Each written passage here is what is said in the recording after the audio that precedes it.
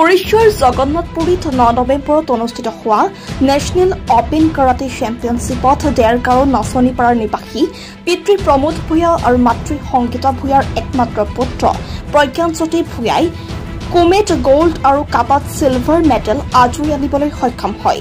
এই প্ৰতিযোগিতাত অসমৰ হৈ সংগীয়া all style martial art academy 5জন ল'ৰা আৰু 2গৰাকী ছোৱালীয়ে পদকেৰে চমকপ্ৰদ সাফল্য লাভ কৰে। উক্ত দলটোৰ প্ৰশিক্ষক হিচাপে আছিল সমৰ কালাবিদ সঞ্জীৱ বৰা।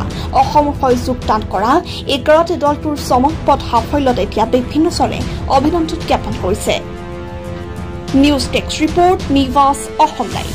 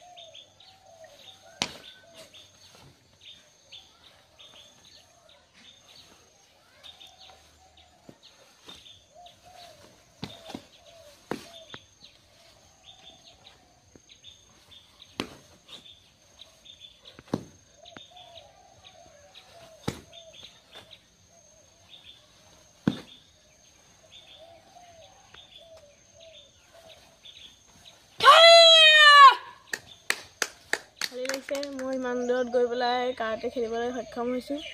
মোৰ ছাৰ সঞ্জীৱ বৰা ছাৰৰ কাৰণে মই ইমান সফলতা লাভ কৰিবলৈ সক্ষম হৈছোঁ। মই উৰিষ্যাত এটা গ'ল্ড মেডেল আৰু এটা চিলভাৰ মেডেল পাবলৈ সক্ষম হৈছিলোঁ। তাত বহুত ভাল লাগিলে, ইমান দূৰত গৈ খেলিবলৈ পালোঁ। তাত মই পাঞ্জাৱৰ ল'ৰাৰ লগত খেলিছিলোঁ, তেনেকুৱা বহুত ল'ৰা ছোৱালীৰ লগত খেলিছিলোঁ। তাত বহুতো ল'ৰা ছোৱালীৰ লগত মোৰ বন্ধুত্বও হৈছিলে, ভাল লাগিলে। ভালেই লাগিছে। মোৰ বিদ্যালয়ৰ তৰফৰ পৰাও সম্বৰ্ধনা জনাইছিলে আৰু মই তালৈ যাওঁতেও আমাৰ ছাৰ বাইদেউসকলে ফোন কৰি মোক খবৰ লৈ আছিলে, মোৰ লগৰ ল'ৰা ছোৱালীয়েও খবৰ লৈছিলে। মই বহুত ভাল পাইছিলোঁ।